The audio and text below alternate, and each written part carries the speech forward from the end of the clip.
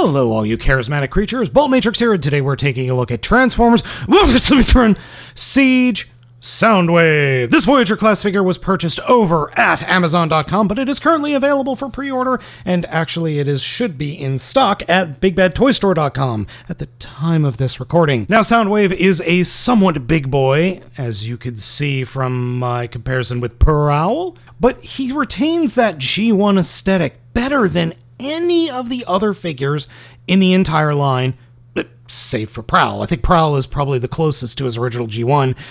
Then Soundwave came along. The amount of gunk and grime on his feet is it's fine. And then the rest of the molding, the rest of the painting of the figure is spot on perfect.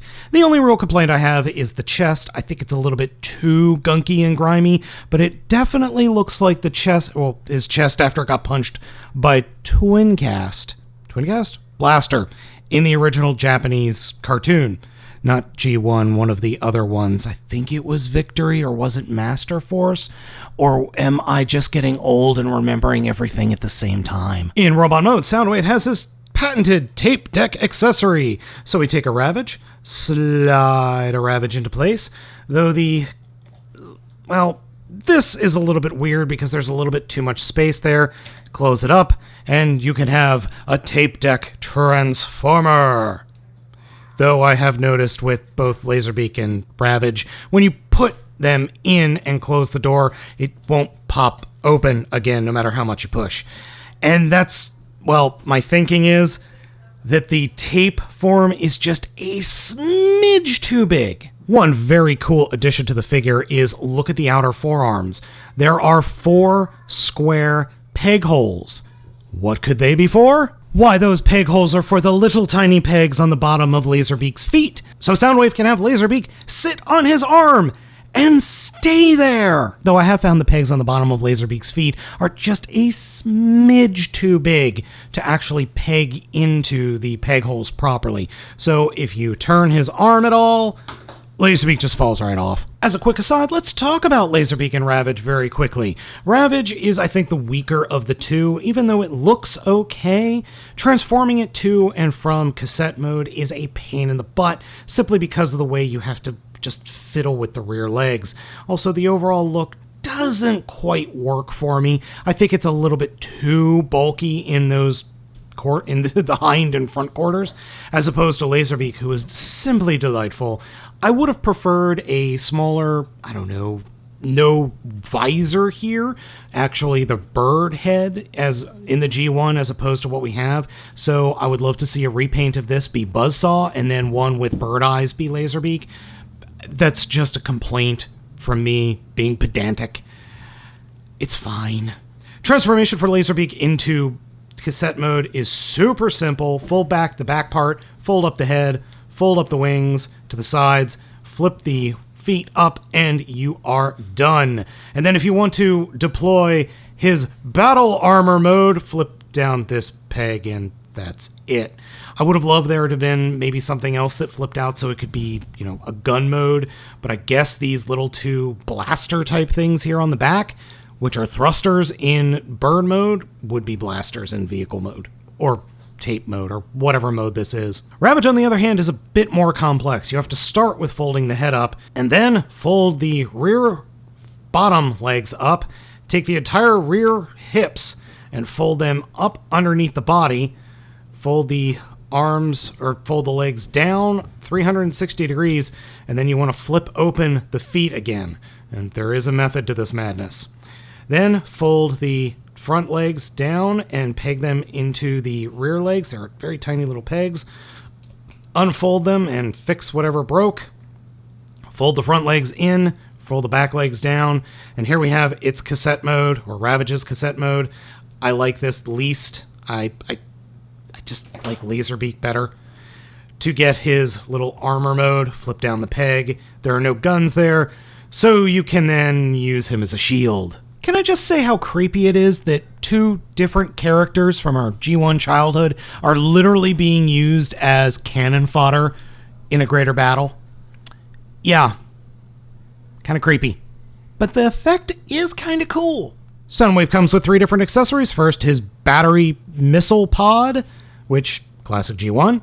Then his gun, which again is classic G1 and collapses for transformation, though it doesn't like to stay in either form all that well unless you really pull it out.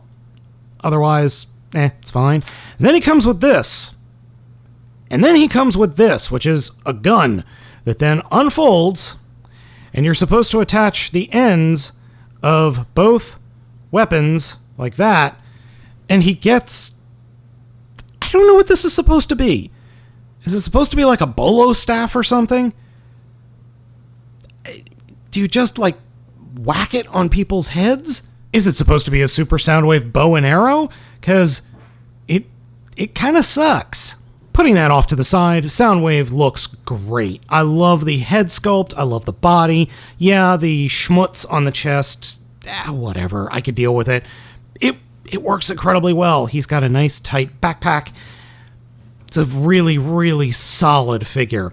It comes with one siege port on the bottom of each leg, one siege port on the sides of the lower leg, a siege port on the outside of the forearm, a siege port on the shoulder, and then 2 siege ports on his back, so you can armor him up quite nicely.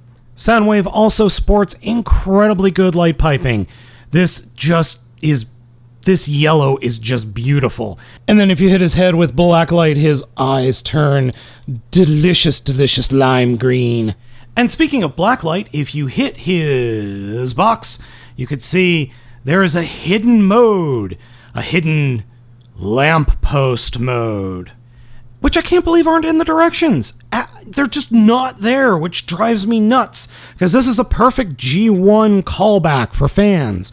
So to make the lamppost mode, simply take his legs, just put them straight down, fold his forearms, fold his fists up into his forearms, unfold his backpack like that, open it up, flip the robot head inside, close the backpack up, take the cannon thingies on the back of his backpack, fold that up and snap them into place, fold the arms straight back, flip up these little sections that are on the backs of the forearms, turn the forearms so the fists are pointing up, and then close the forearms such that these little tiny pegs on the edge of the backpack peg into this little peg hole that's behind the wrist. And just work on the double hinge that's on the elbow to get everything lined up. Now, I will be the first to admit that a lamppost mode is just plain silly, but it is a wonderful Generation 1 callback. For those of you that don't know, in the original first episode of Transformers Generation 1, Soundwave's first alt mode was in fact a lamppost. I'm not making this up. This is close to that original mold or mode. Not quite, but close. I do appreciate the callback, however. Posability-wise, Soundwave is incredibly posable. Head is on a ball joint, only can look down that much, can look up a little bit more, and swivel side to side. Shoulders are on a hinge and a swivel, so swivel in the shoulder, 360. In and out movement is 90 degrees. Swivel just below the shoulder, double hinge elbow, and then fists, unfortunately, do not articulate. Swivel for the torso, can kick forward that much, though if you cheat a little bit and move his front skirt out of the way, he could kick higher. Figure can kick back that much. Big ol' thigh swivel, 90-degree bend at the knee. Foot does not have any forward or back movement, but has ankle arching in and out. And like every other Siege figure, he could do a complete split. Unfortunately, he lacks a little bit of articulation, so he can't pull off the perfect dab. But from specific angles, it looks good, and then you turn to the side and realize just how bad he's doing it. My one major complaint about the figure has to do specifically with my figure, and that has to do with the right shoulder. It just doesn't peg in all the way. Because it's pegging into some soft plastic up here, it just does not peg in nearly as well as the left shoulder does, which is a shame, but not a deal breaker. Fully kitted out with everything Siege, Soundwave looks pretty freaking rad. Yeah, all of the ports, just so much fun. I mean, this whole line is so much fun. Now let's go ahead and get into Soundwave's alt mode, and that is that of a... Well, let's just get there and you'll see. Transformation starts with folding up the fists into the forearms, And then doing the same thing that we did before, where opening up the backpack, flipping the head up, closing up the backpack, and then taking the entire backpack and flipping it up over the top of the head. And then come down to the feet and reach behind the feet in the back of the legs and flip out these panels like so. It's a little bit trickier than you might think. Fold the feet up into those open areas, flip down the panels that are from inside the legs, and then fold those over the toes. Then take the legs and turn them so that the front of the shins are pointing towards the outside of the robot mode, and peg those bad boys together. Then take the entire torso, turn it 180 degrees, come to the back or the butt of the figure, the back thighs, and then flip these panels up and peg them into place on these pegs. Then grab the entire top torso section, pull it up away from the figure, and turn and flip the legs, and then peg them into the back like that. And as you saw, I did a boo-boo. Don't turn the legs 180 degrees. That's not right. Make sure that the panels that you just flipped up are snugly placed underneath the sections of the backpack. Turn the arms and point them straight back at the body of the figure. Unpeg the shoulders. Flip these little gray sections 180 degrees until they stop. Fold the arms all the way down. Then turn the forearms so that they are pointing down, or the fists are pointing down, and then flip up the little landing gears. And then the hands, or the wrists, and the landing gears will peg together like that. Move the arms all the way down, or the shoulders all the way down. Turn the figure around, and then take these sections on the backpack and just kind of flip them out to the side. They don't peg in anywhere, which is a shame. I really wish they did, but they just don't. And then collapse the weapons and peg them onto the tops of the thrusters, which are these things. Finally, once the space barge is complete, there is a little slot here under the 1, and that's where this gun goes. So you turn the gun around and you peg it into place like that. And this space barge is his alt mode. I maintain that this is a space barge, or a war space barge. There is nothing in the directions that says what this thing is called. It's obviously a space cruiser, but I like to call it a space barge, because, or maybe an aircraft, or maybe a like a space aircraft carrier, like the Transformers version of an SDF-1, because there are obviously missile launchers here in the front. There are obviously weapons, and then you could deploy the tape army from back here. So yeah, it's a very odd alt mode, but I do appreciate the fact that he is mobile in his alt mode. One very cool little thing is, like all the other Siege figures, he's got a little bitty peg hole at the bottom of his robot chest for fitting on a stand and look like he's flying through space. I'm having a ton of fun with Siege Voyager class Soundwave. I think this is a great figure, and if you can, you should totally pick one of these guys up. They're just fun.